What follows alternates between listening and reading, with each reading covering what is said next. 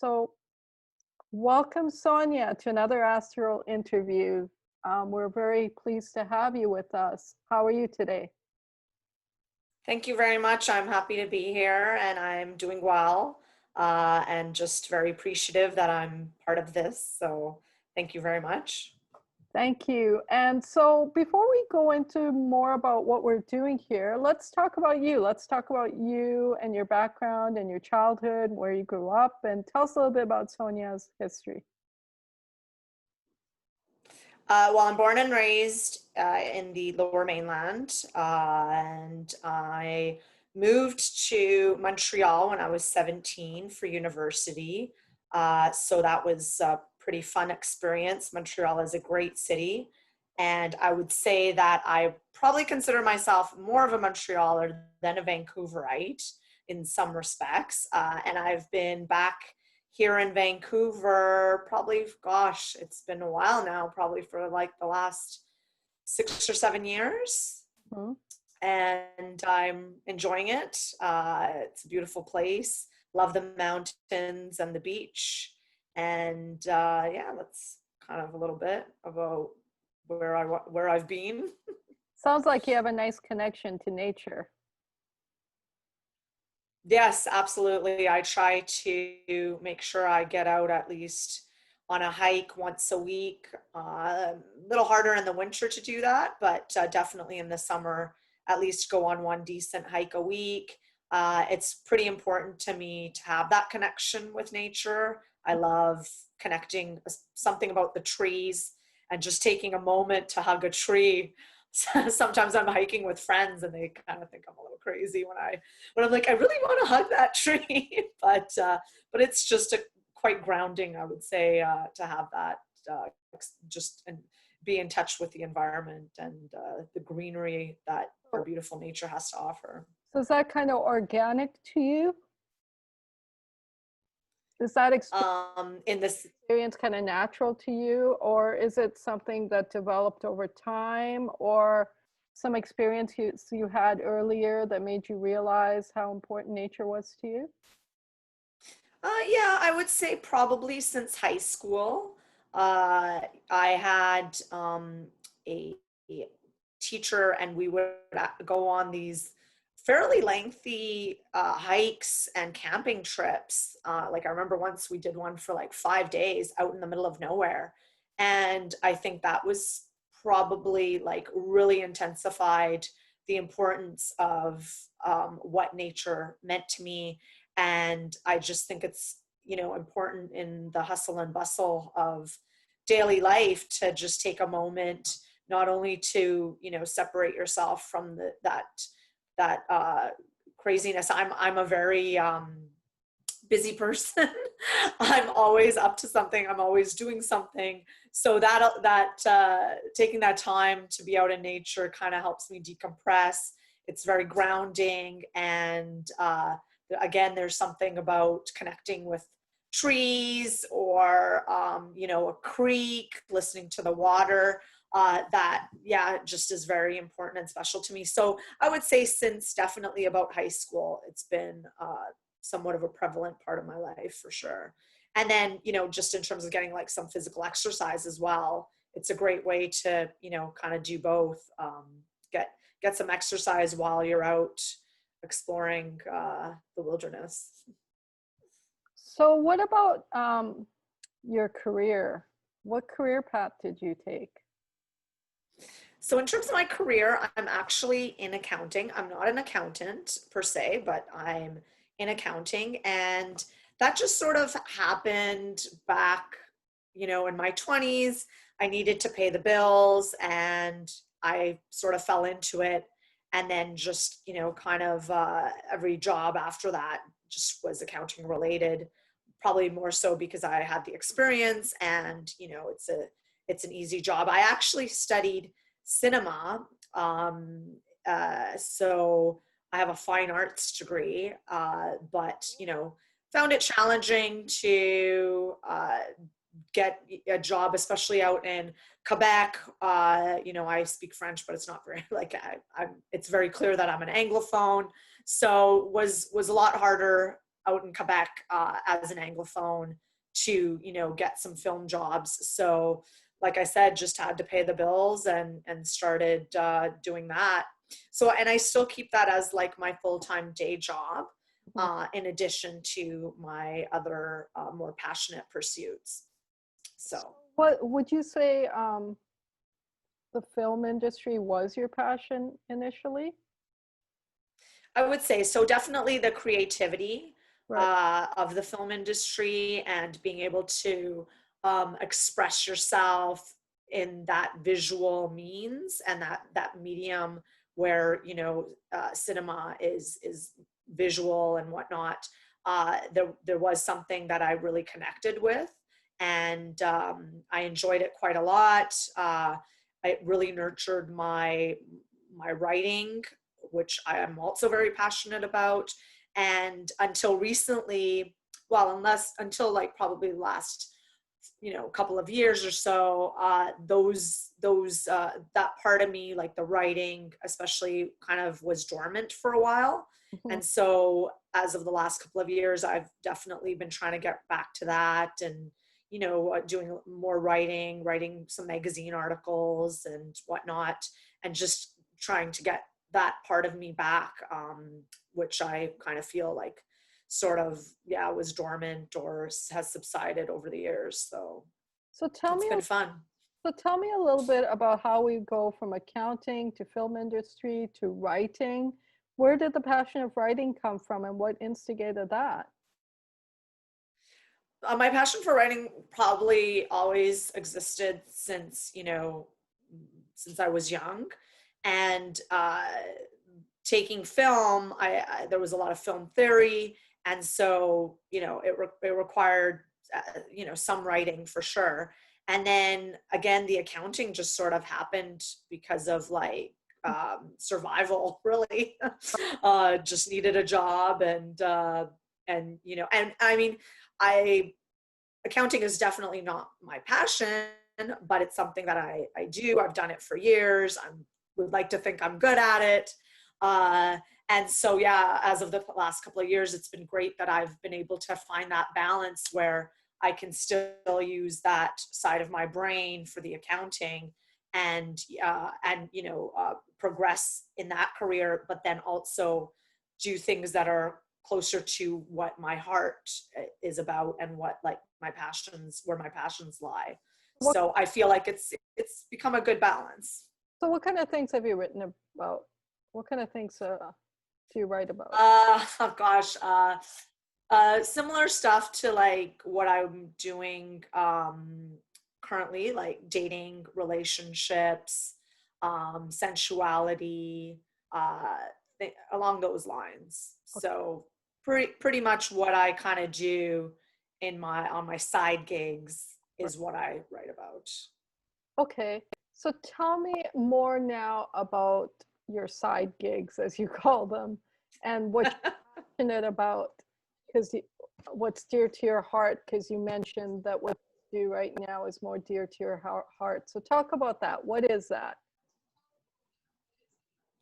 I guess it's has to do with the connection between one and their body, and specifically sensuality. Um, um, so I started off being a pure romance consultant, and Pure Romance is a company which has tons of different products, beauty, spa products, but also intimate bedroom products as well. And so I kind of began with that, and I sort of always kind of, not always, but definitely in the last number of years, you know, knew that that was something that I wanted to explore, helping women especially get in touch with their sensuality, get in touch with their bodies. I think sometimes, not always, but sometimes we lose touch of that, especially again with the daily grind of work, and for some kids and family and whatnot. So I wanted to be someone that could be a resource, and someone that can be looked upon as encouraging that connection again. And as I've become more spiritual, and as I've begun my spiritual journey and really gotten on that path, I've been able to, like, it feels even more apparent to me that that's the right direction for me to be headed, in my side gig. So what motivated that? There must have been something that instigated or motivated that, if you don't mind me asking. Motivated the To be somebody who felt it important to empower women in their own bodies. right. Yeah, I guess I feel very empowered that way. And that wasn't always the case. But you know, I am a Scorpio. But yeah, I guess, you know, being on my own journey, which sort of began coincidentally at, well, nothing's really coincidental, but began somewhat at a young age, just kind of through a roommate, really, who was sort of questioning her own orientation and her own, you know, attraction and desires.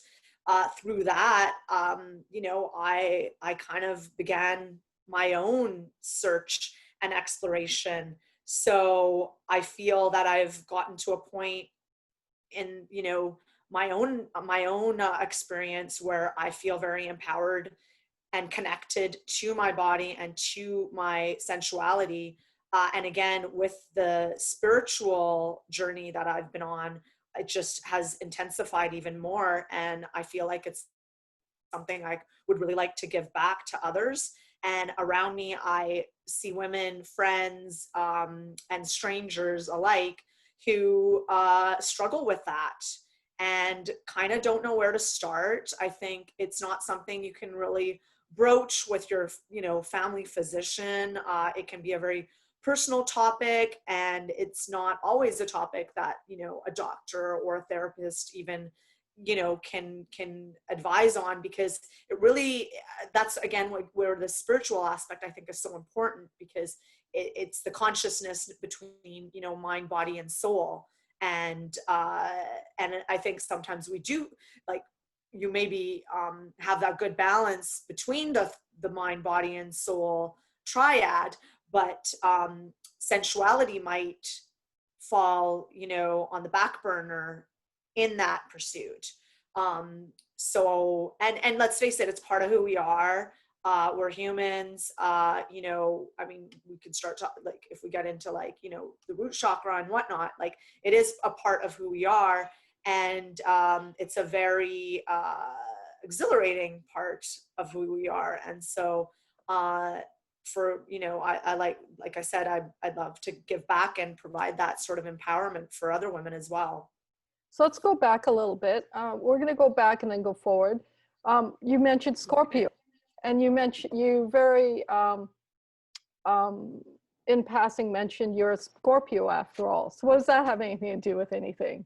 Well, I mean, Scorpios are, you know, at least on paper, they're kind of, you know, known to be, you know, be about desire and passion and, you know, sensuality and fiery. But, you know, I mean, we are a water sign, but yeah, I mean, again, on paper, Scorpios are apparently supposed to be, you know, it's like the sex sign.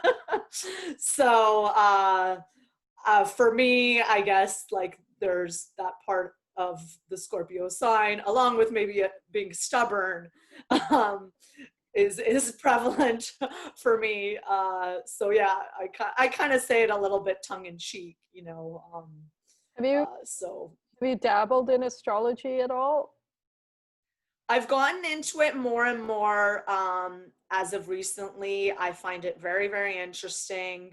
And I definitely believe in, like, moon cycles. And I do, you know, I have my own ritual that I practice on the new moon and the full moon to help reset and just get grounded and reconnected. So I don't know enough about it in terms of, you know, like, the ins and outs, but it's definitely something I believe in and practice in my own life and my own, personal meditations and whatnot. So, and, I was on my roof with a couple of my friends, with a couple of friends of mine the other day. And I don't know, the sky seems very clear these days. And we were just gazing up, and I actually was thinking to myself that I would love to find the time to delve into that a little bit more, because I think it's definitely feels like, I'm connected in that way. So hopefully one day I'll get the opportunity to get into that a little bit more. So let's talk about your passion now, the mind, body, spirit connection, and sensuality. So tell us a little bit about the science behind it, the spirituality behind it. Well, uh, the spirituality behind it is, I guess, for me, and in sort of counseling, for lack of a better word, others, the spiritual appropriating, or utilizing spirituality is a great means and a great pathway to get connected with the mind and the body. I personally like to do a lot of meditation, which involves things like body scans, and and in doing like healing as well. I don't do any healing work, but I have done, let's say, meditations to get rid of headaches or whatnot, and I find them very effective. And in doing so, spirituality is a great way to get connected to the body, and specifically the sensual aspect of one's body. So, for example, I do like a tantric meditation, which helps move the energies from the root chakra, really channeling that energy and moving it up and around your body. And that not only can help in terms of generating sensual energy, but also just to feel balanced, especially if you've got a closed root chakra that needs a little bit of opening or balancing. That it's, doing a tantric meditation is a great way to establish that. And Tantra is just so awesome. I mean, I'm biased, but it's just so awesome, because I think for some women that I've worked with in the past, and I don't only work with women, I work with men as well, either men and women individually, or couples as well. I've also done a few some tantric work in groups of people as well. So really, I think that's a myth about Tantra, that it needs to be with two people, or like you need to have a partner. But that's really not how I practice Tantra, nor how I give my workshops, or counsel others when it comes to that. In fact, it's very personal, and so a lot of couples that engage in Tantra find that it really intensifies their relationship and their connection. And the wonderful thing about, so I was saying that some women that I've worked with through trauma, and again, I'm not a therapist or anything like that, but some women that I've worked with have had trauma, or just, are not connected with their sexuality whatsoever. So, and I think sometimes our society kind of has this expectation that that's how it's got to be. And so Tantra is a great alternative, where you can feel that sensuality without even having, let's say, for example, any sort of physical touching. So, I've found that with women that I've met, women specifically that I've met, who have had, that sort of hesitation or resistance, whether it's a result of past trauma or not. I've had women who are going through menopause, or women that after giving childbirth, whatnot, have just not felt that the same way physically towards their sexual organs or whatnot.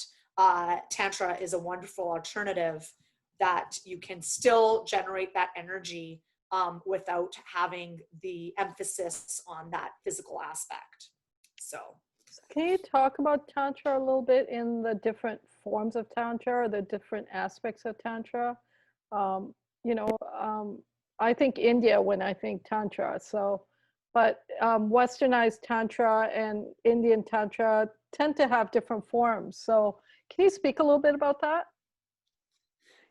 yes, for sure. Well, actually, I was talking to a dear friend a few days ago about Tantra, and she was telling me about how she had taken a Kundalini course back, I believe, in India, and she was talking about some of the Vedic traditions, or beliefs around Tantra, and that and I haven't looked into this myself, but from what she was telling me, that uh, um, I believe, like, she was relating Shakti and Shiva with Tantra, and how when the two meet, that is when true Kundalini is felt and experienced. I've done a little bit of Kundalini myself, but I don't know enough again about that to really comment. But I found that very interesting. So I would say probably, Tantra coming from India is more strong with those roots and those traditions and that sort of history.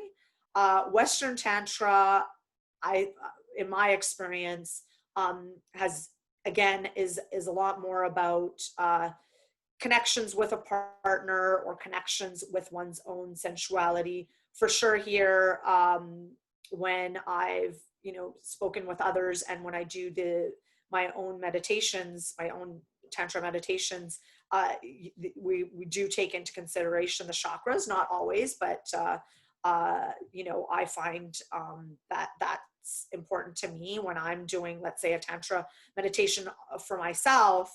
I definitely am cognizant of, like, my root chakra, and opening it up, and really taking that energy and moving it around my body. So in that regard, chakras are coming from the the place of India, and in that way it is very much connected. Um, in that, I have also met people that are not experienced with the Indian traditions, don't know what a chakra is, or have never really talked about it. Like, they don't know. And so I don't want to single out, I don't want to exclude anybody from experiencing what Tantra means, to me or to anybody else. So I usually try to, take that into consideration, and therefore, you don't have to be spiritual. You don't have to know about the chakras. You don't have to know about the Indian traditions. For me, when I have clients like that, who just they're fresh, they haven't really done any of this before, I try to make it very user friendly, if you will. And I might explain a little bit about the chakras, but I'll focus more about, like, energies, because most people will understand what, like, energy within the body means. Right. So yeah, it is very different, but I mean, it's all connected at the end of the day. So, you talked about your courses, and now do you have some kind of training that you took to be able to teach this? Did you take some courses, or is this all intuitive? It's come to you all intuitive? It's partly intuitive and partly a lot of research. Right. A lot of research, yeah, and just giving workshops over the years and getting feedback from people. I love doing things like this. Again, thank you very much, because it it opens up more connections with other people, and along the way you pick up from others that, not that they're doing Tantra as well, but they might be doing Reiki, or they might be doing healing work. And so in collaborating with people in those domains, it's just kind of has definitely provided me with more information for what I do. Right. So I don't have any training per se in that regard. And I make that very clear from the get-go. But yeah, I guess it's like intuition mixed with, years of research and experiences and feedback from others. So. Huh. Okay, so you started doing these courses. Tell us about the very first time you did a course and what that experience was, because it sounds Oh boy. it evolved over time. Absolutely. So, okay, so I would say I started getting into aphrodisiacs, and that sort of happened just kind of by like fun. I had a partner a number of years ago now, and we just really enjoyed being in the kitchen, and we enjoyed food, and found like just explored with being in the kitchen and food in a very sensual way. And I was like, this is cool. Like again, it's looking at experiencing sensuality in a very different way, other than just in the bedroom, other than just the physical aspect, um, and uh, and so I was like, this is really cool. I'm really kind of enjoying this. And I found for myself, it was a bit eye-opening in that not only did I get better in touch with my sensuality, but sensuality kind of became a little more prevalent, and I really enjoyed that. So again, it wasn't just something you tap into, in the bedroom, uh, but it was something that just was brought to the forefront a little bit more. Like I said, you're making a meal. It seems like such a kind of, monotonous task, and you're kind of bringing this other aspect into it. I found it really alluring. Right. And so that's sort of how it began. And I developed a aphrodisiac workshop. And just from there started getting into other aspects of kind of the same, like connecting in the same way.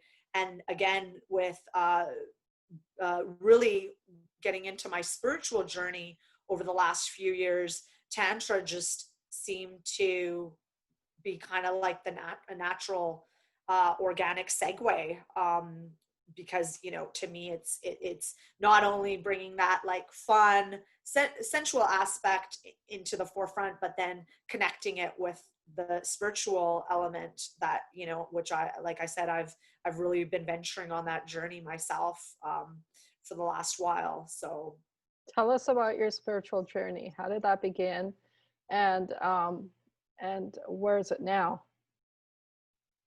well, I believe it's always something, at least for myself, that will be, it's one of those things that will just be work in progress. And, I don't think it's one of those I think with spirituality for me, again, it's a progress versus perfection type thing. I think we're ever changing. I'm ever changing. And so my spiritual journey, therefore, will be ever changing.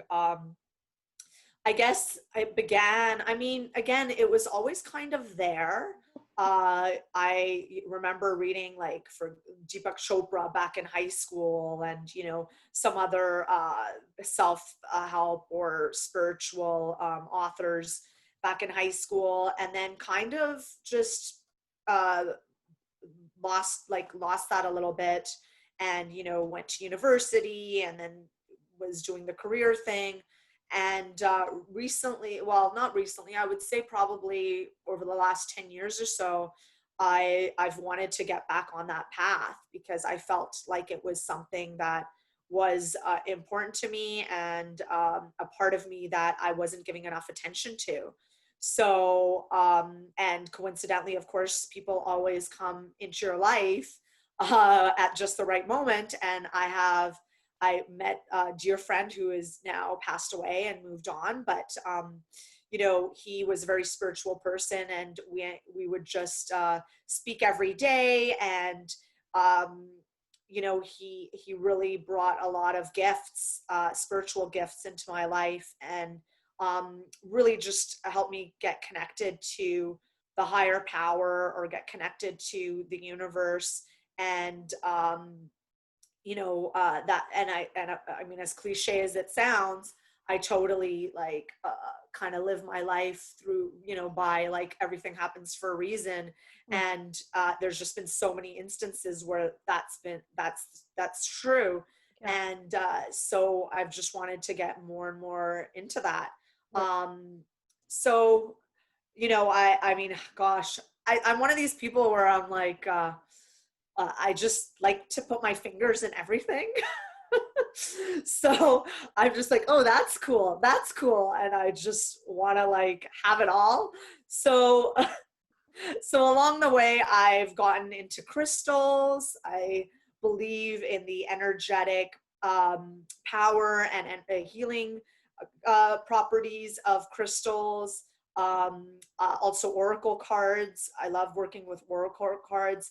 By no means do I practice for clients or anything like that, but definitely for myself and for friends and family. I enjoy doing readings, and I, you know, enjoy like if, you know, a friend of mine, a friend of mine recently was getting migraines. So I was like, all right, I'm going to like concoct, you know, a little bag of crystals, and also essential oils. I believe I'm like really into aromatherapy as well. So yeah, I guess just and of course the meditation, you know, I've gone through some experiences in the last couple of years, as we all do, and I've found that being in touch with my spiritual self, meditating on a regular basis, taking the time to connect with my higher power and connect with the divine has definitely helped to keep me grounded over situations that I would probably otherwise not have dealt the same with if I didn't have that as part of, you know, some sort of regular regiment, or regular, you know, taking the time to do that on somewhat of a regular basis. So, um, your courses then, or your workshops, do they incorporate crystals and essential oils and They can, absolutely. Yeah, they can. For sure. I do bring those in. I try to keep my clients and my audience in mind. yeah, So again, if I know that a client is a novice and not familiar with this, any of this, then I try not to like bombard them with my like, you know, little tickle trunk of oils and crystals and cards and my, you know, sage and other herbs. And then on top of it, hey, we're going to be doing Tantra. So I try to, you know, baby step people into it. But certainly I very much like to bring that in. And, you know, especially when we're talking about moving the like energies within the body and within from, you know, the chakras, like crystals are so can be so powerful in that, and can just, you know, help the process come along maybe a little bit more efficiently, sometimes even faster. right. And along with like, you know, music as well, like I love to bring in music also, um, especially I did um, uh, the sound a meditation with Tanya, and that was really awesome. So that just made me believe in even more so that I've got to bring music into the workshops, perhaps down the road. Yeah. Well, it sounds exciting. what you're doing there. And now, to bring it all together to the 888 event, you're going to be represented there as well. So how did that come about to be? Well, it came from that meditation that I just mentioned, and I met Tiza there and Teza, and Uh, yeah, I it was just honestly it like felt, I don't know, when you just feel like something feels so right. Like I knew that I wanted to go to this meditation not only to support Tanya and Mina, but I was just really called to it, and a few other things came up, and I was like, nope, I'm not doing any of those. Like some family stuff came up. I'm like, nope, I'm going to this meditation. And I knew that I needed it. It was around was it the new moon? I believe it was around the new moon. And I just really knew that I wanted to go. And, you know, and out of that, I not only learned about this event, but I feel like I there's a whole other community that I think it'll be a beautiful relationship between myself and this wonderful community of amazing people. And I, it's funny when 2020 began, and it's been obviously a very crazy year, but I kind of do this every month. I actually kind of do a little bit of a reset, if you will. And anyway, when 2020 began, like one of the things that I was really receiving was that collaboration, and that, seeking out collaborations with others that are interested in the in spirituality would be, just kind of my jam this year. And yeah, so I think that this community of the 888 event was sort of just like, it was kind of meant to happen. And during COVID, I've sort of had to, the business and the workshops have kind of had to subside a little bit. I've done some Zoom stuff, but with Tantra, I mean, Zoom works, but obviously it's not the same as the in-person. And so with the 888 event, I feel like it's like, all right, let's get back into the game. Let's let's get back on this, getting this going again. Yeah, I'm really looking forward to it, and very, very excited, not only to showcase what I do, but to meet others and just really have that exchange of energy with others that will be a part of the event, and also those that will be attending the event.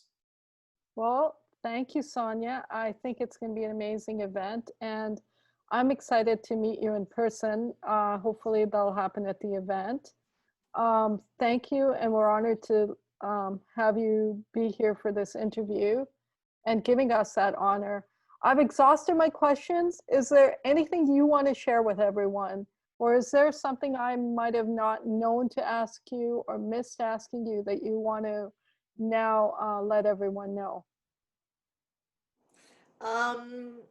No, I guess just that I am also very excited, and yeah, I really appreciate you taking the time with me and with everybody else. I know I very much appreciate all that you're doing. It can be quite time consuming, between doing the interviews and then putting together the finished product. So I definitely appreciate, and I know the others do as well, everything that you're doing for this event. And yeah, I'm just really very enthusiastic and looking forward to it happening. And I know it's going to be awesome. Awesome. Awesome. Thank you. Thank you, Sonia. Thank you again. Thank you very much. Thank you.